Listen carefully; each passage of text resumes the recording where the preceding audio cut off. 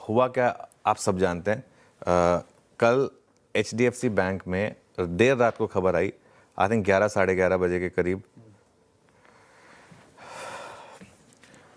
देर रात को खबर आई कि ये इन्होंने रिज़ाइन कर दिया। चक्रवर्ती साहब ने अतानु चक्रवर्ती साहब ने इन्होंने रिज़ाइन कर दिया है। और पहली बात तो ये कि ये बहुत लोगों को शायद पता भी नहीं होगा कि ये चेयरमैन थे। हाँ पार्ट टाइम चेयरमैन का करके कोई उनका इनकी एक पोस्टिंग थी, ठीक है ना। और खबर भी रखते तो ज़्यादा अच्छा होता। मैंने ज़ूम किया था कि खबर आपने बना दी होगी, है कोई बात नहीं। मैं आपको अपना एडिटर्स टेक दे देता हूँ इस पर। और बैंक में क्या हुआ है फिर, के मिस्त्री को एक पार्ट इंटरिम का वो पार्ट टाइम चेयरमैन बना दिया गया है। लेकिन ये बोर्डरूम जंग होना ना एचडीएफसी बैंक के लिए ये एक बहुत बड़ा नेगेटिव है। शेयर वैसे ही अगर आप देखें तो एक 52 वीक लो के करीब चल रहा है।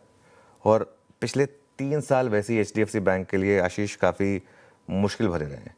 और एचडीएफसी बैंक को वैसे भी बाज़ार अब वो वैल्यूएशन नहीं देता जो पहले देता था। इसको 4 टाइम्स प्राइस टू बुक मिलता था, आज की डेट में 2 टाइम्स प्राइस टू बुक पे आ चुका है स्टॉक। 5 साल का एचडीएफसी बैंक का चार्ट देखिए आप। 5 साल से एचडीएफसी बैंक ने आपको कोई रिटर्न कमा के नहीं दिया है। मोर और लेस 5 साल में 12.5% इनके एफडी में लगा दिया होता है ना, जो कि सबसे लोएस्ट यील्डिंग प्रोडक्ट होता है दुनिया का, उसमें भी आपको इससे ज्यादा मिल गया होता। अगर आपने 5 साल का मतलब 5 साल का एफडी कर होता तो 12.5 से ज्यादा मिलता। 5 मतलब स्टॉक में 5 साल में 12.5% का रिटर्न, मतलब क्या मजाक है।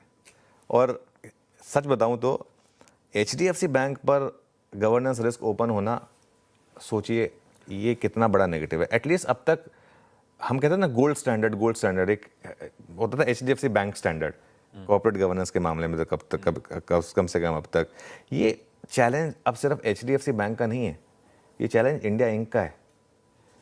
एचडीएफसी बैंक में अगर इस तरीके की चीज़ें हो जाएं, अब देखिए हम वन वर्सेस अदर नहीं जा रहे हैं। मैं अतानु जी की बात को फेस वैल्यू पे बिल्कुल नहीं ले रहा हूँ, ये बोर्डरूम बैटल है। अभी तो हमने सुना नहीं है कि शशिधर साहब क्या कह रहे हैं, है ना। उनकी भी बात सुननी होगी, हमें इस साइड की बात भी सुननी होगी।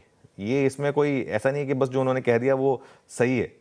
ट्रू। और पता नहीं रीजन क्या है, पता नहीं हमें रीजन क्या है, आपस में कुछ नहीं हो, हमें नहीं पता। मैं कह रहा हूं, मैं बिल्कुल फेस वैल्यू पे ले नहीं रहा हूं किसी को, ना मैं इनकी बात को फेस वैल्यू पे लूंगा, ना मैं अगर सामने से कोई और स्टेटमेंट आएगी उसको फेस वैल्यू पर लूंगा।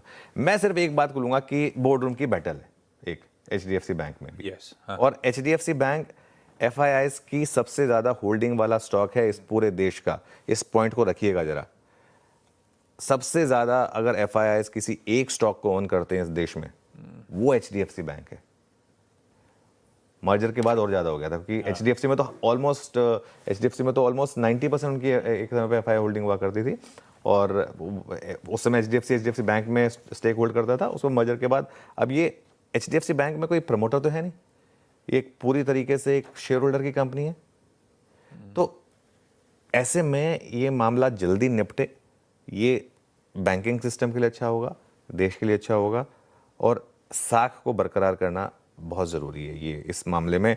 और देखिए एचडीएफसी, आशीष जी मैं स्टॉक स्पेसिफिक व्यू नहीं मांग रहा हूँ आपसे, लेकिन ये जो ओवरनाइट एचडीएफसी बैंक की डेवलपमेंट हुई, इस पर आपका क्या व्यू है? क्या इससे थोड़ा मार्केट का सेंटिमेंट और ख़राब हो सकता है, स्पेशली जब एक ऐसी कंपनी जो कॉर्पोरेट गवर्नेंस में गोल्ड स्टैंडर्ड मानी जाती है, उस पर अगर हल्का सा भी सवाल उठे तो?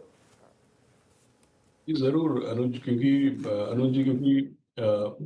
इंडेक्स में बहुत बड़ा वेटेज है। कोई सा भी आप इंडेक्स ले लीजिए, निफ्टी बैंक ले लीजिए, निफ्टी ले लीजिए। हम लोग रिटेल म्यूचुअल फंड्स मैनेज करते हैं, जहाँ पे हमारा मेन टास्क है इंडेक्स को आउट परफॉर्म करना। तो ठीक है, हमारे पोर्टफोलियोज में इंडेक्स के मुकाबले अंडरवेट था, और इतना ज़्यादा वेटेज नहीं था, तो चलिए ठीक है, थोड़ा शायद रिलेटिव परफॉर्मेंस में कम मार पड़ेगा। लेकिन आप एफआईआईज के नज़रिए से देखें, डोमेस्टिक इंस्टीट्यूशंस के नज़रिए से देखें, तो क्योंकि ये इंडेक्स का और हमारे मार्केट कैप का एक बहुत बड़ा हिस्सा है, तो ज़रूर इसका सेंटिमेंट पे और परफॉर्मेंसेस पे और लोगों के पोर्टफोलियोज पे ज़रूर असर पड़ता है। और ये वाइडली हेल्ड स्टॉक है, ऐसा मुझे नहीं लगता है कि कोई होगा जिसके पास ये बैंक का स्टॉक शायद ना हो, ऐसा मुश्किल है कोई पोर्टफोलियो।